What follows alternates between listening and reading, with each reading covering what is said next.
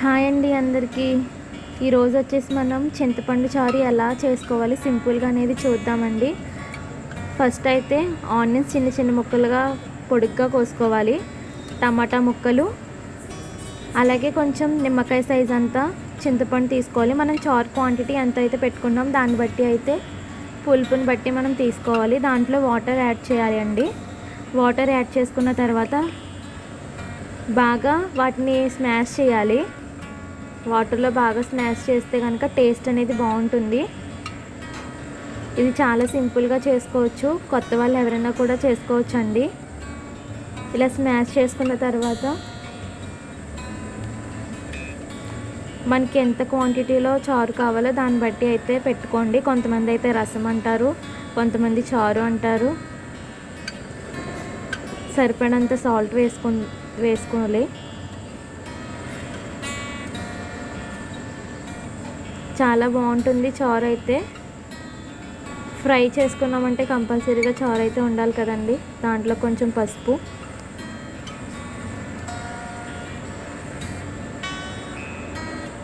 దాంట్లో కొంచెం కారం యాడ్ చేసుకుందాం. అలాగే పొడుగ్గా కట్ చేసుకున్న పచ్చిమిరపకాయలు, కొత్తిమీర. ఇంకా ఎవరైనా మన ఛానల్ని సబ్స్క్రైబ్ చేసుకోకపోతే కనుక ప్లీజ్ సబ్స్క్రైబ్ చేసుకోండి, ఛానల్కి సపోర్ట్ చేయండి. చారు అయితే బాగా మరిగించాలి. గ్యాస్ స్లో ఫ్లేమ్లో పెట్టి బాగా మరిగిస్తే చారు అనేది టేస్ట్గా ఉంటుందండి. తాలింపు ఆయిల్ వేసుకొని దాంట్లో కొంచెం 2 ఎండుమిరపకాయలు, వెల్లుల్లిపాయ రెప్పలు, ఆవాలు,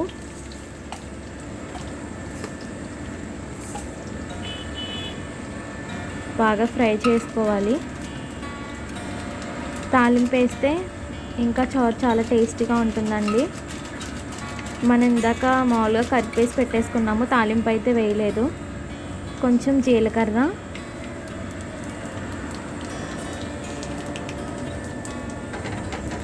బాగా ఫ్రై చేసుకోవాలి. దాంట్లో కొంచెం మనం ధనియాలు, అలాగే కరివేపాకు ఒక జస్ట్ అలా 2 మినిట్స్ అలా ఫ్రై చేసుకోవాలి. ఫ్రై చేసుకుంటే టేస్ట్ అనేది మనకు తెలిసిపోతుంది. ఫ్రై చేసుకుంటేనే స్మెల్ వచ్చేస్తుందండి. ఆ టైంలో మనం తీసేసుకోవాలి.